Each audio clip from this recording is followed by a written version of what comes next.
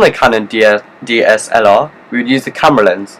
And some positives of this is that the camera lens could be adjusted with ease, which made it easier to zoom in and out whenever we actually wanted to do so. We could also use the camera lens to adjust the focus and make it blurry or make it clear, and that was really handy and convenient. Some negatives were sometimes the lens could get dirty and we could need to clean it out as soon as it could affect the quality of the film. In addition, another piece of equipment we used was the microphone. Using the microphone meant that the sound was much better quality, making it seem much more professional. Also, using the microphone meant that we could get rid of any background sound that we didn't want to include and that was disrupting our filming. It was very easy to position the microphone on top of the camera, meaning that it was accessible just to easily put on top of the camera and not very difficult to use. There were also some negatives. In some of our scenes, the background sound wasn't completely cut out, meaning that we had to edit it ourselves when using Final Cut Pro. We also used lighting. The bright light we used for our filming worked very well, as we could use it to shine it onto the names of the women, of all the girls on the wall, to make them stand out, and this worked very well to make them actually stand out to anything else. Also, because the setting in which our opening was set, it was a very dark area, and it meant that we had to use the light to shine into the antagonist, which was very effective, as I thought, as it made him look very creepy and scary, and also brings the audience in, and this helped make our thriller opening more indulging.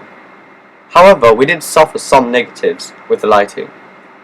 One problem that we encountered with the bright light was the amount of shadows that it produced. For example, when our antagonist Janeth was looking at the girls' names on the wall, we had to make sure that he wasn't too close, as his shadow would appear on the wall, and we did not want that to happen.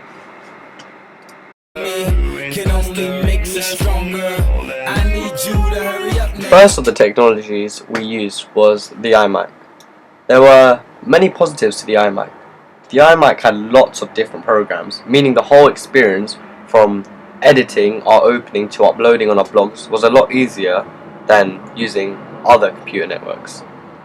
We didn't actually have to save our edited work on Final Cut Pro, as the iMac actually auto-saved it for us automatically, and this was really good because if it didn't auto-save, we may have accidentally forgot to save our work, and then it would have been a massive problem. However, as it just auto-saves for us, it's really convenient for us, and it's really good to know that we always have our work saved no matter what.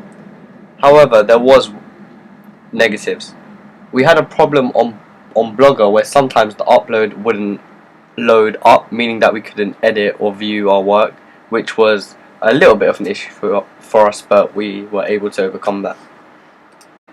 Final Cut Pro was a brilliant program that allowed us to get all the different clips from our camera and put them in chronological order for our thriller opening. We could then edit them in any way we wanted, and which my group and I found fairly easy to do. Before this project, I never used this program, and to be fairly honest, it was quite easy to get used to once you got the hang of it, and it didn't take long for me to feel comfortable with the program for our editing process. And I found Final Cut Pro extremely useful, as you could edit the titles, edit the sound, edit the lighting the way you wanted to, which I found really good and really interesting as well, as I did not know anything prior to this project. There was some negatives. One issue that we had was that for some reason our opening started on the 20th second, which we found confusing, as we had to drag all our clips back to the start to where we wanted them, which took a bit of time.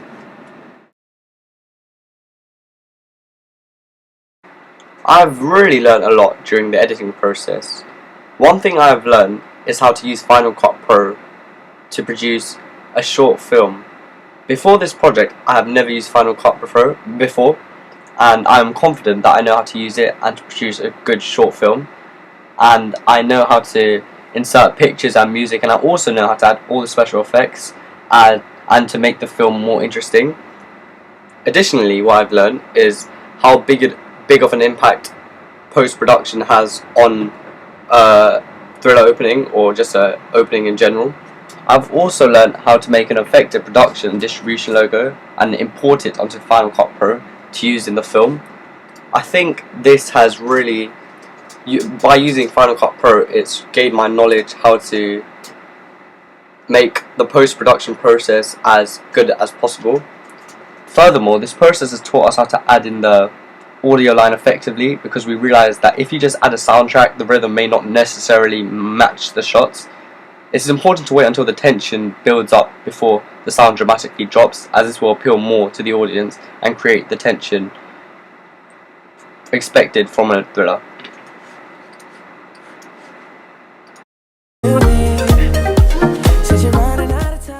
Some other programs I've used are programs such as Blogger. Blogger is a great way to share work with other people, and it is easy to edit any pieces of work that need improving. You can embed videos, photos, PowerPoints, etc., which is made easier to produce my work. Negative is that I had one problem where the blogs didn't load up, which was a problem as it delayed my work, and I found quite annoying as I had to wait and it just disrupted my work for a little while. Secondly, another program I've used is Prezi. It is a free program, and it's a very easy program to actually use. It's a great way to produce work and make it look very organized, and it's easy to upload photos and videos, and also you can edit how your work looks, which makes it look more interesting for the viewers to actually look at, and it looks more indulging for the viewers as you can present it very well. For negatives, you can only access it if you have internet connection. Additionally, it is difficult to add audio and sounds to your work, and also, which I found very annoying, one time if it crashes, your work can be lost quite easily, so you need to learn how to save it quickly.